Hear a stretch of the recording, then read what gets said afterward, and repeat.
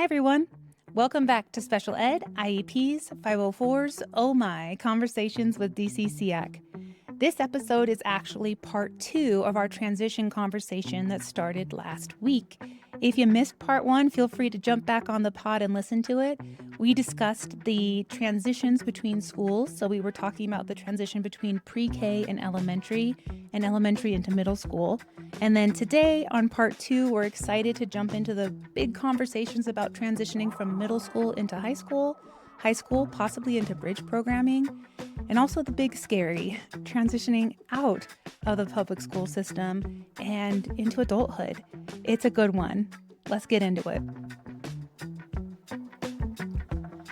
So let's jump over to high school. The next big bad transition, there are some things that change in the IEP, what it looks like. We talked about earlier how the minutes change. Kelly, why don't you give a little description of why do the instructional minutes look a little bit different on the IEP? And starting probably in middle school, they'll start hearing more about direct services versus indirect services. What does that mean? Right. So indirect services would be where a professional, whether it's the special ed teacher or speech pathology or OT, is consulting more with your general education teacher. So like I have a daughter with a physical disability. So sometimes OT or there's a program called SWAC will come in and they will look at the classroom situation. They will look at what needs to be done, the height of the table, things like that for my child to be able to benefit from their education. That is not a direct service. They're not really working with my child consistently. They are consulting with the other professionals that are working with her. So you'll see those kind of minutes. And then direct services have to be provided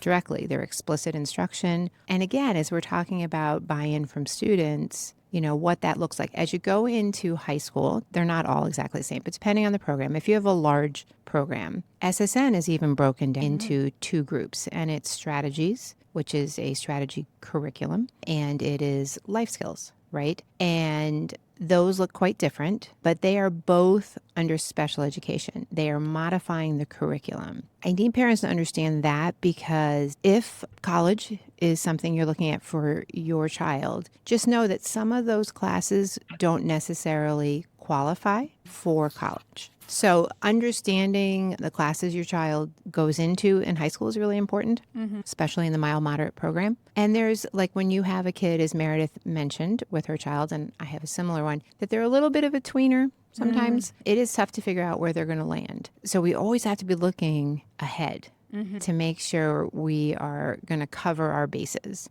But just like middle school, we have team taught options, which are very nice options. We have some things, I don't know if it's at every school, but like I have a child now in Algebra 1, Part 1, which is a really nice option, right? And so instead of doing Algebra 1 in 1 year, they're going to do it over 2 years. So it's just a slow down. It's general education curriculum, just slow down. That's awesome. Now in our district, you only need 3 years of math to graduate. However, many colleges want 4 years. You just need to be looking ahead. So like I was saying, my daughter in Algebra 1 Part 1 and Algebra 1 Part 2, that still only counts as one math class. Interesting. Yeah, so there's some nuances to some of these programs. I still think it's great. My child is thriving in that class. She is really getting it. So having lots of meetings and really understanding what are the different options and how do they best fit my particular child is really helpful. I love how we're breaking this out because by the time we're at high school, a lot of our programs are going to look very different because we have our gen ed population that is going through all of the typical things you might imagine in sports and getting ready for college and taking prep classes and things like that. And then if you're transitioning your child in mild mod, all of a sudden those goals after school, going into college or going into a different profession is so nuanced on how you support that. And then if you go to the other side of the spectrum with SSN, so with my daughter, where we are looking at profound autism and someone who will never be independent, all of a sudden what school's providing is very different. Even just in my most recent meeting, as we were transitioning and talking about high school, something that matters to me is I don't want my daughter sitting in a classroom so that they can say she sat in the classroom. to say her body is in a gen ed classroom. She's in this elective because that's what she should be. And they're going to tell you, and it's true in a way, to say, well, you need to meet these graduation requirements. You need to be in this many classes. And I want you to know that there is flexibility in programming. You are not the first person who's had a child who cannot attend a whole day of school like my daughter. And I am so excited for her programming. I'm so excited for her to grow and change. And the high school is offering so many interesting and exciting opportunities. But I also know that for me, because the high school level curriculum,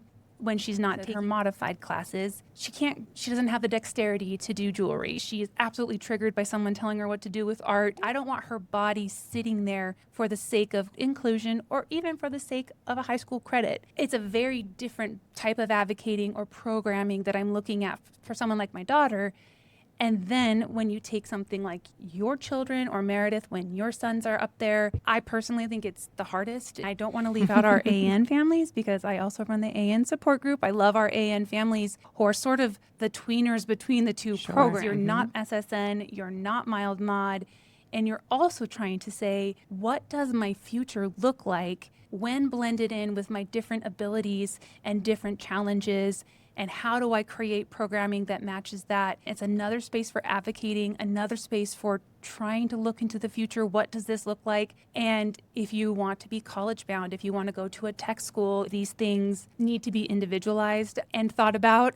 And then the behavioral, when we talk about AN or even in SSN, I'm a firm believer that nothing happens before behavior, that if you are emotionally dysregulated, you will learn nothing. So it doesn't matter how fantastic your programming is, being able to support the emotional side. So whether that's mental health supports or sensory rooms or quiet breaks or whatever it takes, you're not going to be able to attend and learn anything from your academic classes. And sometimes in AN, we're running into that, or even in mild mod, where we're trying to push into these gen ed classes. Right. And then if you're falling behind or you're seeing D's and F's or your behavior's spiking, all of that is part of the disability as well. And trying to create systems to support that, to re-regulate. It's hard. It is really hard. And I agree. We always go back to the I in IEP. It's individualized. I would also say, and this nugget of wisdom came from one of my children. He said, nobody goes to school for Algebra 2. If it weren't for band, I would have dropped out of high school. So some of our students who are neurodiverse actually can do quite well in certain classes, right? So you may see a different kid in band than you see in English 2. And so I am thrilled that our district now has pathways. It's over 20 pathways now. And I think some of our students could really benefit from those pathways. Like one of my kids is looking at the EMT program for her senior year. So I would encourage parents to go visit Legacy. They have open houses often, at least a few times a year. Yeah. Go look at all those pathways. They're changing all the time. We have cosmetology now. We have auto mechanics. We have hybrid and electric car mechanics. We have pilots. We have teaching and CNA. And we have so many different programs. So go visit those because maybe your child, because of their disability, whether it's an emotional disability, whether they're struggling with sensory, there could be pathways that actually fit better. This could throw us off into a whole nother podcast area, but I'll just mention it briefly. The idea of your electives or your specials or your sports being your anchor to school. I'm currently listening to a different podcast with 3 hosts, and 2 of them are high school dropouts, and both of them specifically highlighted falling behind academically, being in school suspension. The work would pile up to the point where, and then because of grades, they took away their sport. They were like, oh, well, you can't play soccer because your grades are so low. And they're like, well, that's the only reason I showed up. Yeah. And both of these people dropped out, one in 7th grade and one in 9th grade. And they're now successful podcasts. Right, because there's a lot of different pathways to success. They're actually both great comedians. It really hit me, especially with the sports things for all of our kids, our mild mod kids, our gen ed kids, when you say, hey, your grades are low, so you can't be in the play, you can't go play football. I understand there's a lot of thought behind that, and I don't want to jump us into a new podcast idea, but I think it is critical for us, especially with our population, to say, hey, sometimes it is these other classes that create the anchor, that keep the interest, and if you erase that, the whole system falls apart. And as a parent, what I would say to that is, okay, so if that's the expectation, what are we doing at the school level to support the child to get those grades up so they can participate. If that's an expectation that we can't change, and I don't know, there's CHASA rules and things, then what can the school do? I know at my particular high school, there is a class called School Success. It is not a study hall. It has a curriculum. The teachers are amazing. And I advocate for getting my kids in because it's a safe space for them and it's a place to decompress. The teachers that teach that will even advocate for my maybe email a teacher and be like, hey, I see these grades haven't been put in and we're trying to keep ahead of things. And it just helps to have somebody else just have their back. So there are things in place, but we have to talk about it and ask. Unfortunately, it's hard to find these things. I mean, I've been around a really long time, and that's probably the only reason I know some of this stuff. And it has changed. Like my adult children, I guess that's an oxymoron, but my young adults in my family are sad that they didn't have all the opportunities that are now here. And they probably really would have benefited from some of those. So find out young, find out early. If you have a student in SSN or AN and you're looking at the Bridge program, go now, check them out. If you are in the mild moderate program, check out Legacy. You can see there's a whole catalog of what programs are at each school. Like Thunderbridge has a culinary program there. Mountain Vista, I think, has CNA and probably a couple others. And I think Rocky Heights has fire science. I think Douglas County High School and possibly Ponderosa both have a pretty big automotive program, and kids can move between schools. And now there's transportation. That was a barrier to access that they worked on. And so now you can even get transportation from one school to the other. We also have a master schedule through all the high schools, which was a difficult transition for some of the schools, but it really was beneficial because now you can go to your homeschool for the morning and then you can go utilize in the afternoon some of these alternative programs. I think we should also touch on there are alternative high schools. So we have in Lone Tree, we have Eagle Academy, and Eagle is an alternative high school. It starts at the age of 16. It starts later in the day. It starts between 1 and 2, depending on whether you work mornings or not. And you are required or encouraged to have a job as well as go to school. There are also credit recovery programs at every high school. So even if those first year of transitioning to high school is really rough for your kid and you think, oh my God, they failed the class, we're not going to graduate, it's okay. We have supports in place, get them through. I think that the hard truth maybe that we're sharing here is, especially if your child has a disability, the advocating and the being involved never stops. So true. It just never stops. These programs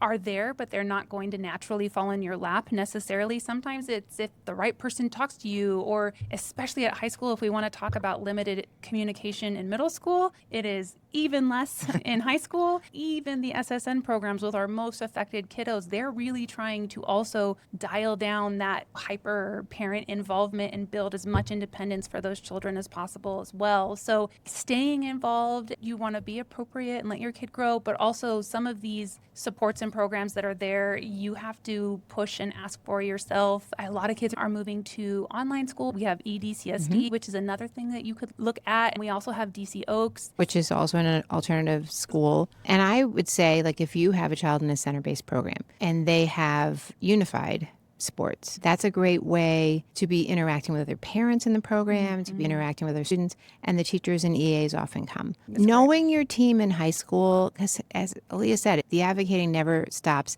and it actually becomes very important as you get towards the end of high school that everybody's on the same team. As Meredith mentioned, when you have kids that are kind of straddling different programming models, really having frank discussions of what is necessary for adulthood. Yes. Like there are IQ cutoff scores. And if your child is above a 70, it is more difficult to get adult services. You can use adaptive scoring too, so it's a little bit complicated. So having your team, if we're all on the same page, can be really helpful and really benefit your student as you move into adulthood. Here's my super nugget of wisdom related to that. And as we pop over to bridge programming, like Kelly's saying, a conversation that I continue to have with my team who have been amazing and wonderful. So you have a 70 IQ, and that will qualify you for state services for intellectual disability. So we're talking about waivers, and we will have separate podcasts on this. I have one set up coming soon. It is very important. How this pertains to your team is very frequently when they're testing your children at school because they want to be strength forward and this is what they can do, and they're really interested in how far can we stretch that skill, which is awesome.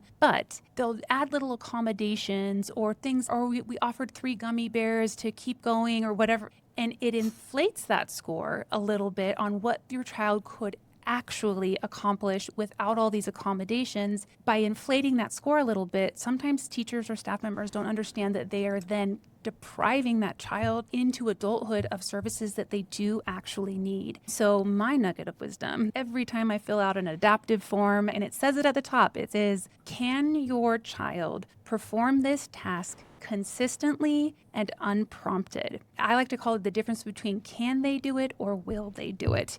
And it is vastly different. And with my youngest child, I could spend 20 minutes supporting her to get her socks on. She could eventually do it. We might have meltdowns. We could possibly get there. Will she do it consistently and be ready to leave for school on time like you would typically expect them? When I'm filling out that form, I'm like, never. Because at the very top, the instruction says, will your child perform this consistently, independently, and without prompting? And in that situation, the answer is no.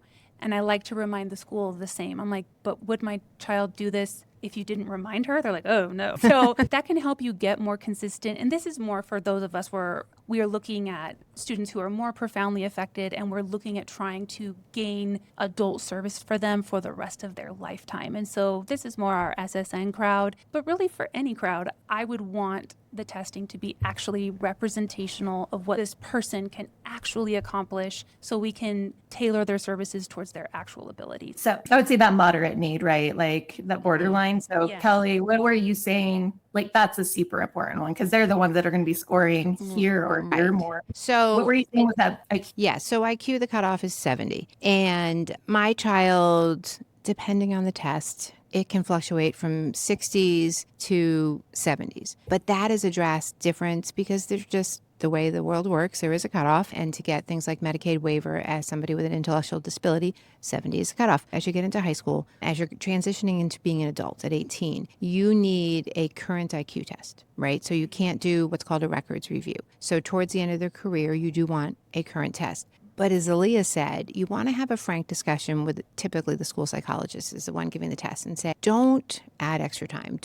They shouldn't anyway, but sometimes it happens. So we want a really honest, IQ. And that was hard for me as a parent. I was always strength-based, like from the time my daughter joined our family, and see her as capable. And so for me to have to change the mindset to, wait a second, even if her IQ was marginally higher than 70, if she can't access it because of trauma and all different reasons, what am I doing for her? I'm just taking away services. That was a journey I had to go through as a parent to really get my head in that space. So you're going to want an IQ towards the end of your high school year. Now, something I learned recently in Bridge, they do continue to do your triennials, which I didn't really know.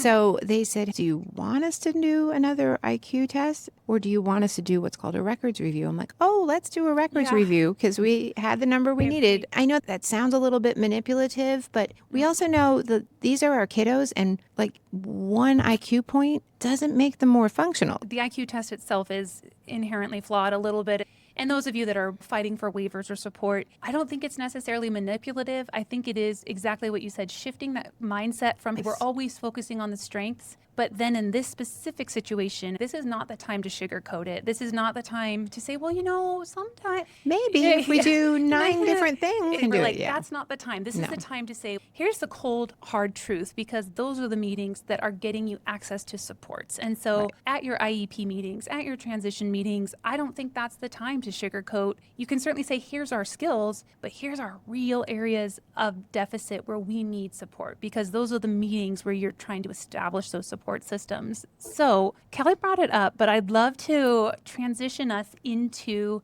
Bridge, which some of you may or may not heard of. And then this is sort of shifting now often to our students who are more profoundly affected by their disability. And often this is not something that is offered or appropriate for our mild mod students or even some of our AN students. Kelly's had students go through them. Meredith and I have not. Tell us, what is Bridge? Why would we want it? So Bridge is the program for young adults with disabilities from the age of 18 to 21 because the law requires that we educate students with disabilities from the age of 3 to the age of 21. just like I said with the other programs, like when we transitioned into high school, even when they don't offer transition meetings, you request one, you go over, you visit. That's really helpful. I would encourage parents to do the same thing with Bridge. I will tell you, it's not always encouraged, or you're not really told about it. So what I did before my transition meeting into Bridge is I visited every Bridge program. Wow. Because when you're sitting at the table, and at least for me, the Bridge representative was virtual, so she was on the computer, I wouldn't have had all the information. So then they would be making a decision of where to place my child, and I wouldn't really know what that meant. So I took a few days and I set it up with the principal of Bridge, and I went and visited every program. And currently, how many Bridge locations do we have? So that's changed a little bit. Currently, as of today, we have the Highlands Ranch location, which is on Park Meadows Drive. We have the Lone Tree location, which is on Teddy Lane. We have a new Parker location. It's a lovely new building that the district did buy just a couple years ago, and that has absorbed the Castle Rock location as well. Well, that I didn't know. So are they not doing Bridge at, because it used to be Used to at be at Dutchess Dutchess County High School. No, that program I is no didn't longer know there. that. That's been combined with So Parker. we only have 3 Bridge sites now. We do right now. Now, we have heard that we are getting a new Bridge site in one of the underutilized schools that was being shut down. We're very happy about this, We are guys. very We happy. This means our Bridge students, instead of being in a strip mall location, will be in a school building, and we're really excited and hopeful about this. Yes. So And I'm excited about it. So if your Yay. school's closing, you're stoked it's going to Bridge and Child. Yeah. Life. right, So- and child find. And that was a concern in the community that I heard. Parents were afraid these schools were just going to be left empty. But I can assure you that is not happening, because they had been paying a lot of money in rents for these different programs. So we are over the moon excited to have that. We also have another couple of opportunities within Bridge. One is the Legacy program, which is where my daughter is, and they run a cafe at the Legacy campus, which is open to the public from 8:30 to 1:30, Monday through Thursday. Go visit them. It's amazing. It is amazing, and it utilizes the Pro Start program over there. So the culinary program makes the food, and then the Bridge students run the cafe, and they serve the food, and they work on the cash register, and it's an awesome program. Couldn't encourage you more. And in our show notes, I'll add a video we made several years ago about how to get into the Legacy building. Your heart will be so full to be served by these young adults, and it's well worth the visit if you can make it out to the Legacy Cafe. And that is a program that you can only do 1 year, and it's typically not your first year of Bridge. So just understand that. But I encourage parents to go visit all the Bridge programs. They're all a little bit different, right? It's not just based on geography. It's also based on what your programming needs look like, how often you're doing jobs in the community, or whether you're doing more field trips. And that's going to be based on your ability and what your goals are. That was going to be my follow-up question about Bridge, because I had heard, and this might be old information, that the different sites were based upon ability, which made sense to me. Like, pretend that our Parker location is where our kids who are more affected go, so that we can create programming around that. And that our Highlands Ranch one has, maybe a jobs focus, and that it wasn't based upon where you are in our district. And our district's very large, so there's a lot of transportation It is, time. yes. Do you know if they So- switched to all sites serving all abilities? Or I would say they probably landed somewhere in the middle. So it is not 100% based on ability, and it's not 100% based on geography. There's a lot of different parts that go into that decision. Some is space as well. But there are different levels at every location. And I'm assuming that will be the same when they move over here to Saddle Ranch as well. Within a Bridge program, there'll be different classrooms, and that, my daughter is at Legacy, so she's working at that cafe 4 days a week.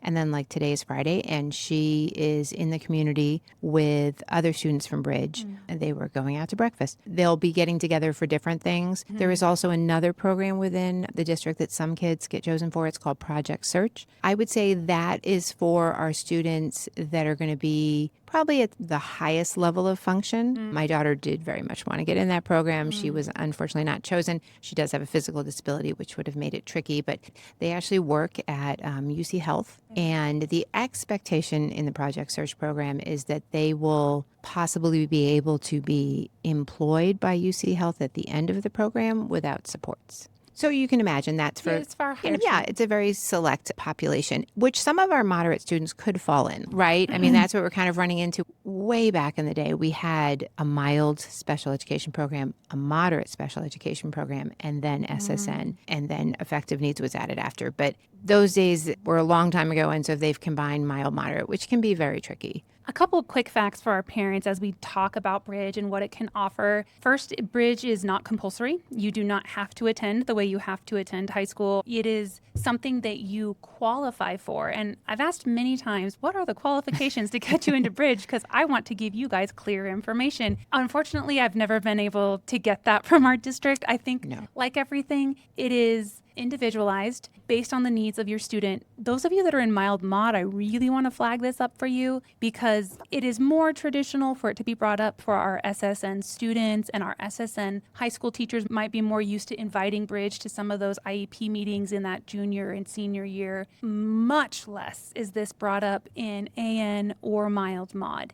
And so if it's something that you think your child might benefit from, knowing that the leveled supports, it's 3 more years of school. You actually don't get your diploma. You'll walk with your high school class, but you get your diploma once you finish your Bridge programming, or if you decide to leave your Bridge programming. And it will still be individualized with the levels of support. Some of our moderate kids who might need, especially if you have a higher functioning autism or ADHD or things that make social interaction of interviewing and things like that difficult, Bridge programming really can help with building those job skills. But it is more school, and some of our kids don't want to do it. They're like, I am done. I don't want to do this. You might have opinions there.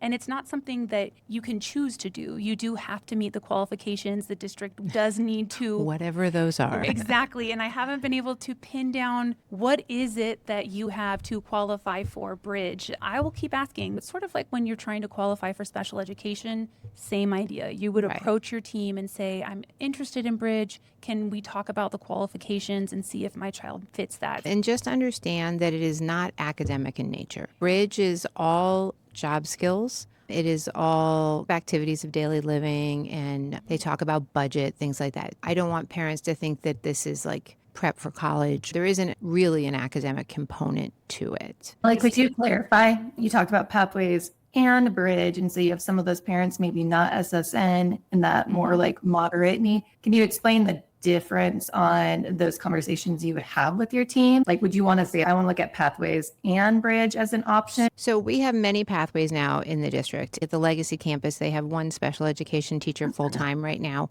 I believe they were adding another one this year, but I'm not sure what the status of that is. So there is a level of special education support there. I would say it's probably not a super high level. So they're probably going to need to be able to do the skills required for whatever programming. So whether that's HVAC, like my daughter doesn't have working hands, so that would probably not be something that she would benefit from, nor would they really want her in there because there's not going to be someone who's going to do it for her. So I would, like I said, go visit all the Bridge programs. If Bridge is something that you think would be a good fit for your child, visit the other pathways, the Legacy program. And to further drive home what Kelly just said, it's a very important distinction for the Legacy pathways. These classes are not specifically modified for students with special needs. While there may be a special education instructor at the entire campus that could come in and do a little bit of support, unlike in high school, like let's say with your daughter or my daughter, when they're going and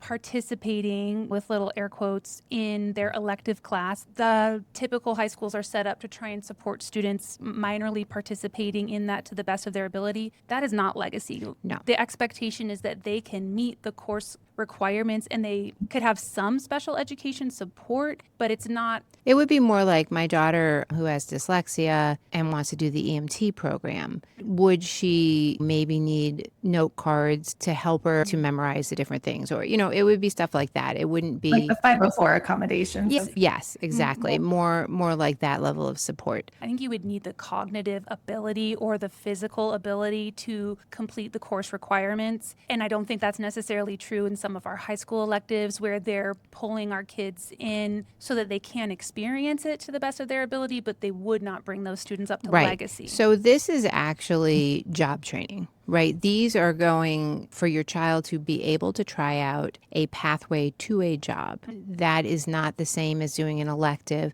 like my daughter did photography, and she really enjoyed it. But she needed a lot of modifications in order to do that. That would not probably be a career for her. These are career pathways, but they're very cool. So I would encourage parents to go see them and see if they are a fit Yeah. for their particular student. And to know that there are some accommodations that are available, but much more on the 504 Yes. mild mod. Here are some tweaks we can do to help you access this curriculum rather than, hey, we know you are not capable of this curriculum, but you can still sit in the class. That is not the purpose of Legacy. So if that's where your kiddo is, I wouldn't waste your time with Legacy. So Bridge would more support the students where we're like, hey, you truly don't have the ability, whether it's physical or cognitive or even emotional tolerance, to be in one of those classes. Here's a whole nother support system where we will teach and support some of those life skills for our students who are profoundly disabled. It's like, how do I keep my hands clean? How do I wash my laundry? To all the Yes. way to how do I manage stress when I'm attending a job interview for our students who have higher abilities. So there's sort of those two areas that support those different levels of ability. Well, and all the Bridge programs, at least all the ones I've seen, have kitchens. And so they do cooking, right? So they are doing things that are helping them transition to adulthood, but in a different way than some of the pathways that are at Legacy or at some of our high schools. So that's Bridge and Pathways. I am thrilled to have Kelly here because Kelly has some interesting, wonderful insight about what happens when our students leave the school system entirely. That beautiful, awesome structure and special education support that's been with us for anywhere between 18 to 21 years. What does that look like? What happens next, right? Well, and that is the phase I'm in right now. My daughter is graduating from Bridge in May, and so there's a lot of changes. There's a lot of changes at 18 as far as Aaliyah touched on Medicaid waivers, those sorts of things. And we'll have a different podcast to go into that in more detail. But there have been some parents that have said it felt like falling off a cliff when they got done with Bridge, because finding things for your child to do, to be a productive member of society, to be out in the community can be challenging. And while for most of my daughter's career, the school has provided that structure,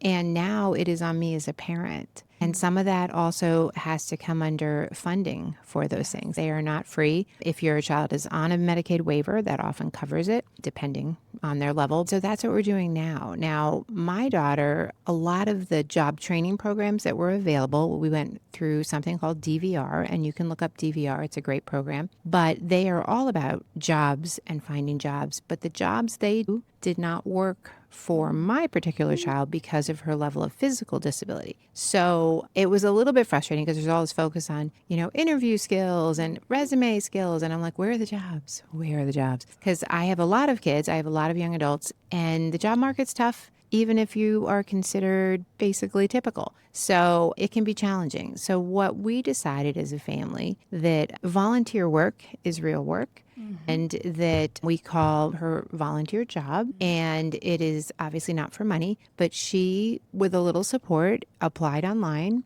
to be a volunteer at Children's Hospital here in Highlands Ranch. And they accepted her and she interviewed. She asked them, have you ever worked with somebody with an intellectual disability and a physical disability? And they said, yes, we have. And so she works in radiology. She does it about twice a week now because she's still in Bridge. She advocated for herself. She went to the management to even add another department. So now she's working in the child resource room another day a week. But that was all on us to try to cobble together programming. On February 19th, there's an event at Legacy that's going to have community supports there. I would encourage parents to go check that out. There's day programming that is available. There's also, I think, one called Traveling Gnomes that I don't know anything about. I'm interested in finding out. And they do more kind of field trips out into the community. So it's a big transition for parents. My daughter's Bridge teacher is amazing. And he said, you want something 5 days a week. We need things that fill our time, that bring us joy, because we don't want our adults with disabilities just sitting around. Exactly. And that can certainly happen if we are not super proactive. Here you are talking about the cliff, and you are talking about my fear for sure. And I'm going to put a couple of resources in our show notes that directly apply to this. First, I'll put a resource to that resource fair that's coming, where we will have a bunch of different community supports that are out there where you can go and visit different people and vendors. I'd love to include a little mini TED Talk. It's about 10 minutes, and it is a young woman with autism. And she talks directly about the focus on job training that happens in so many programs for those with significant needs, especially those with significant autism, and how problematic that is for some of these profoundly autistic people who don't understand money, don't understand the concept of money or work. And if we're forcing them into a situation, forcing them to earn money, it becomes problematic. And is this for the good of this person or not? And I am in that position, certainly with my daughter as well, where employment is not ever going to be our goal. We are not looking for employment, but what are we? We cannot do nothing because in her perfect world, she could sit on my bed with my TV going and her iPad going and flipping between YouTube, and she's perfectly happy to do that. She thinks, but then obviously behavior erodes and all of those types of things. She's also not someone who matches a lot of day programs. A lot of the day programs out there don't service students in wheelchairs, and a lot of the programs don't accept students who actively don't want to be there. They're more the kiddos who are social. These are really big, scary, existential questions. How do I create and cobble together a life of meaning for my child after we've been in this very structured system for so long? I love that you brought up volunteerism. My sister is disabled and lives with me, and we had to go through the mourning process of, because of my disability, I cannot have traditional employment. What is my value? How can I give back to the world? And she also volunteers at the hospital and is able to do volunteer work. But these systems are not perfectly set up and in place the way the school system is. And so it is important as parents, even though it's scary and we don't want to think about it, that we do think about it and look at what does the actual adulthood look like for our children. And it's just like their school was, completely individualized. And it happens faster than you know. And there's kind of a disconnect with the school because the focus is on jobs, because that's just unfortunately what our society values. But if your child is at a level of disability that qualify for Social Security, SSI, if they work, they can work, but they will lose the money from SSI. So financially, it doesn't really benefit them. With volunteering, because of my daughter's level of disability, they require that there's another volunteer there with her. So if that person cancels, they cancel, which makes her very sad. So it's just, I think we have to change our mindset as a society of what brings value, and that money is not the only thing that brings value, but cobbling that together. So that's what I'm in the process of right now, because like your daughter, my daughter is perfectly happy to sit on her phone 24/7. Exactly. But it's not good for her mental health, that lack of structure. And there was a parent that came to a meeting I was at for something else, and she talked about the cliff, and she said, it was so profound, and her son is so depressed, and she doesn't know as a parent where to turn. So I just think, even though these are hard conversations and hard things to think about, that we need to be thinking into the future and what a purpose-driven life looks like for our people, and keep moving forward in that. And, you know, these are all transitions, and transitions are always scary, but also beautiful. And I'm optimistic for the future. Not meant to be depressing or anything like that, but the job of a special needs parent really never goes away. This is sort of tapping into that existential dread that we all feel. If we come full circle all the way back to preschool, we start with that dread of, oh my gosh, what does this mean? How is this going to affect your life? How is this going to affect our life? Mourning what you had hoped for. And then if we come all the way out to the end of bridge, it's sort of like we need to face that existential dread. We need to face our own mortality. I was going to say, I think we even need to push it out further. And for some of us, myself included, this planning is not easy. But having things like people in place to take over financial and medical responsibility for our children when something happens to us, having possibly an ABLE account in place so that there is money to support our people when we're gone. So these are all conversations that are hard, but they're very real. important. So parents, we won't leave you hanging. I promise. We are going to do another podcast episode that we'll talk for the whole time about transitioning into adulthood. We will get that prepared for you as well, because I know that right now, at least for me, we're poking at one of the biggest anxieties that we have as parents, especially parents of kids with special needs. All right, parents, this was a big one. And I want to say thank you to Kelly and to Meredith for joining me on this emotional podcast episode topic and sharing all of their expertise and honestly helping me prepare as well. If today's episode brought up some big feelings, please know this is normal. Transitions can feel overwhelming. They are overwhelming. They can feel emotional and scary, but we're here to do this together. So thank you so much for spending time with us. And like always, the pathway is hard, but we're walking it together. Thank you for hanging out with DCSEAC, and we'll catch you on the next pod. Bye. Bye. All right. Good job. And record.